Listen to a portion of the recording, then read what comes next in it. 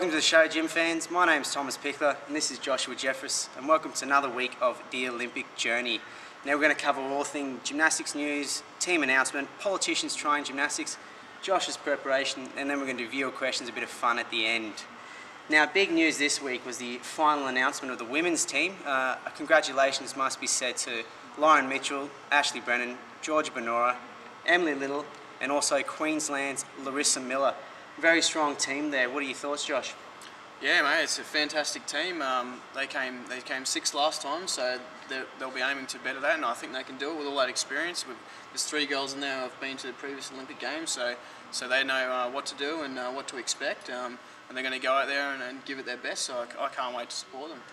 Yeah, it's a really strong team. As Josh said, there's plenty of experience in the team, and Lauren Mitchell, coming off the World Championships gold medal 2 years ago, she's going to be looking very strong and hopefully picking up a gold medal, or any medal in that fact, for Australia, which would be quite necessary in this stage. Now, I was lucky enough to talk to Lauren when I was in Canberra earlier this week, and here's the interview, and here's what she had to say.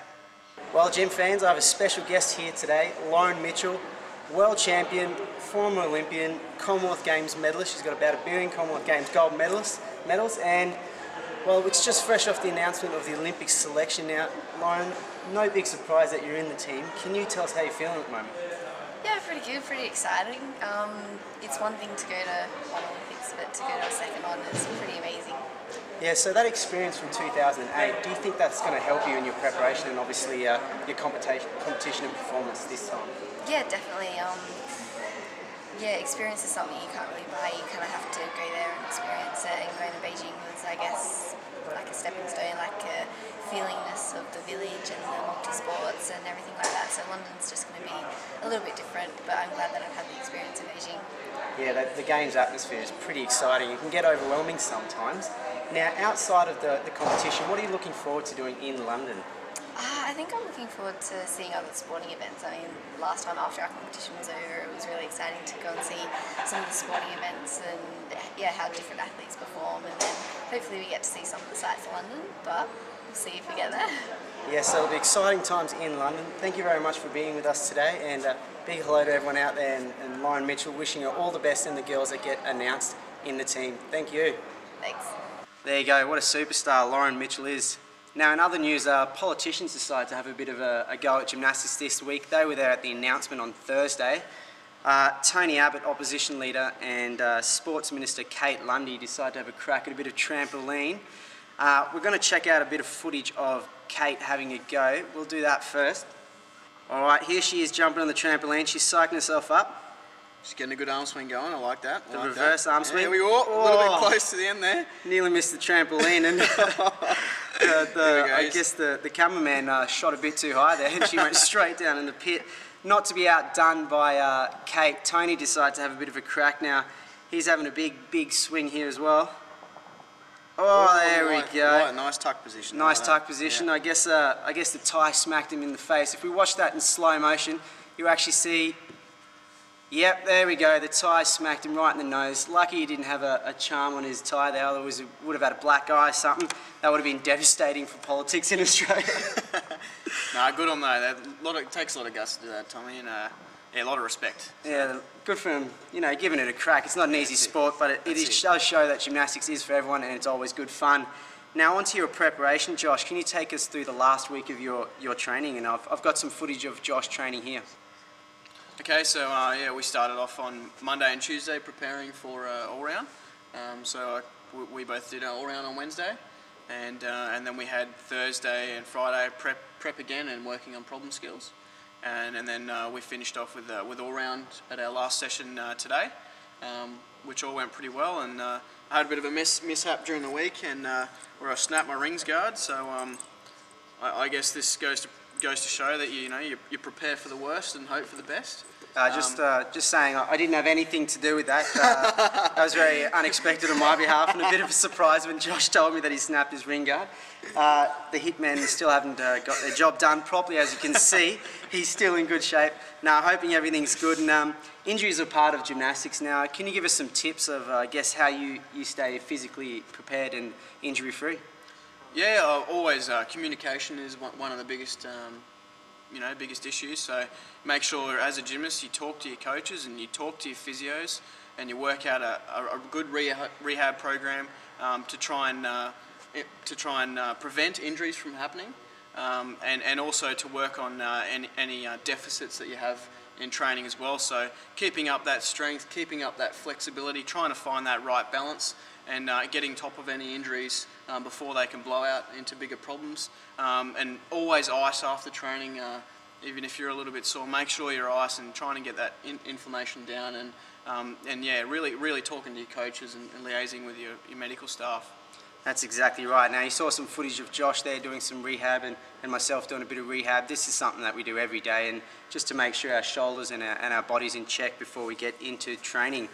Now, viewer question time. James from Brisbane asked, will you be retiring after the games, and what are your thoughts about that?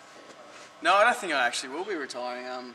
I finally, I feel really comfortable up training in Brisbane, and I'm really enjoying my training up here with you guys and with Sergey as well, and I really love gymnastics. I do it for more than just the reason of competing at Commonwealth Games and Worlds and Olympics. And I thought you did it for the glamour and the money and all the perks that come with being a gymnast at the top level.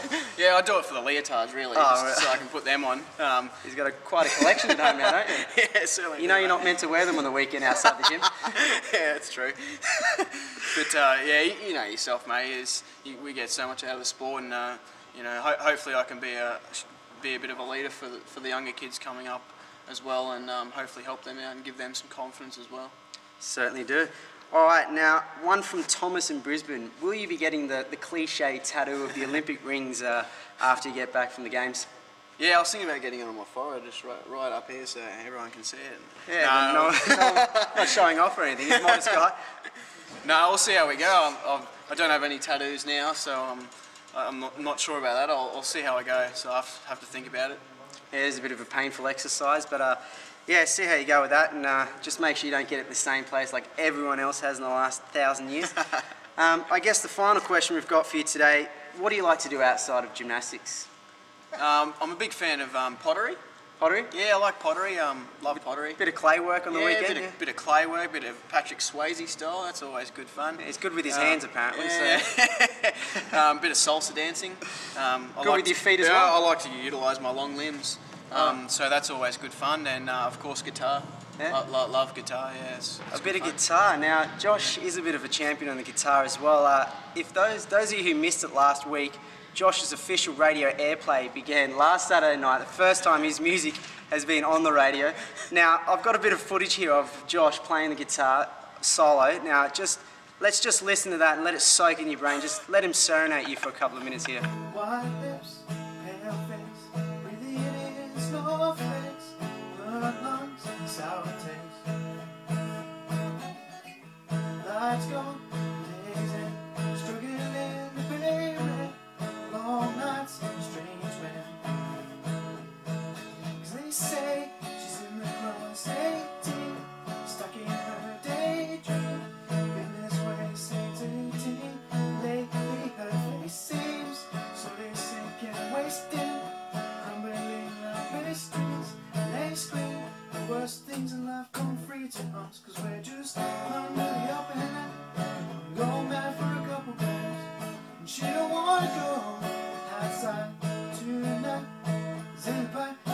Wow, as you can see, Josh is a talented man. I really enjoy that rendition of the A-Team. Now, just before we wrap up today, I'd like to say a big happy birthday to young Blake. He's been on a couple of videos with us now, and he's always a good sport at training. Also, happy birthday to Naoya for tomorrow. He's turning 654 for those Japanese... That's about half a Shung's age, isn't it? That's half a Shung's age from New South Wales. But those Japanese boys seem to age very, very well. Be sure to comment, head to thomaspichler.com.au and send us some emails. We'll be coming to you live next week from the Australian Institute of Sport, and as our journey to the Olympic Games continues. Thanks for being with us today. Thanks, guys.